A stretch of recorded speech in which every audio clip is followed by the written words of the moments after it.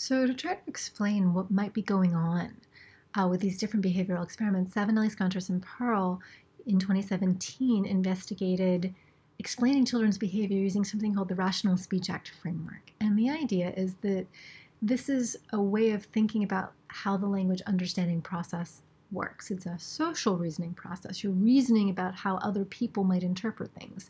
And so there are different levels to it. And so we'll just sort of walk through what they look like.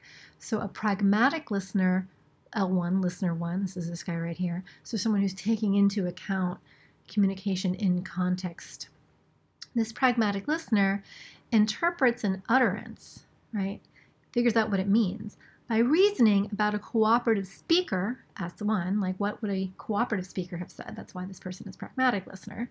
And that speaker is trying to inform a naive, literal listener, L0, one level below, about the world, right? So there are these sort of recursive social reasoning, right? Reasoning about a speaker, reasoning about a listener, right?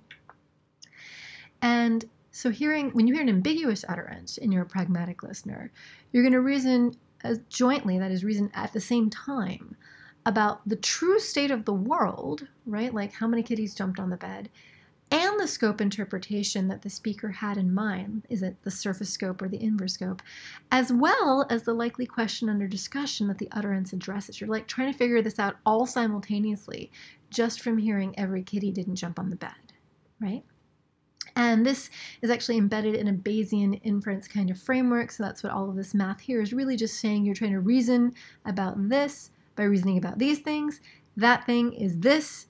That thing is this, right? It's these different recursive levels. And we're not going to walk through the math here in the interest of time. But that's basically what's going on. That's why it's called a rational speech act model, because rational means you're trying to do the thing that makes most probabilistic sense using Bayesian inference. Now, there's one additional wrinkle here. So when you are being asked to decide, is this utterance rather an okay thing to say, every kitty didn't jump on the bed, you're not actually listening and trying to figure out what the state of the world is. You are looking at the state of the world right there, and you're trying to decide whether you would endorse that. So that actually involves one more layer on top. You as a speaker are trying to decide if you would say this. So what Savinelli and friends do is when they are trying to capture this, they're going to model whether a speaker would endorse this utterance as a description of the observed state as opposed to not, right? So this is the pragmatic speaker, one level above, who's going to make this decision by reasoning about the pragmatic listener, who's reasoning about the cooperative speaker, who's reasoning about the literal listener, right? So you're one more level up because this is not your normal task of listening. This is trying to say, would I say this, right? So that's how the Rational Speech Act framework plays out in child behavior. So we're going to be trying to match this pragmatic speaker probability of endorsing or not with these child endorsement rates, right? That's the goal.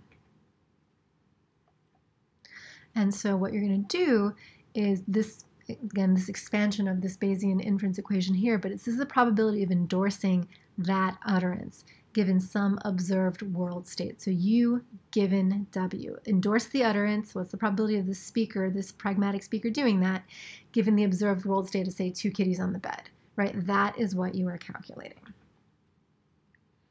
And that's going to depend on your listener, your pragmatic listener's probability of inferring that world state and whatever interpretations and questions under discussion go with it, given that utterance. So it's that reasoning about this guy, and he's going to be reasoning about these other 2 guys, right? So that's how all of this is embedded together.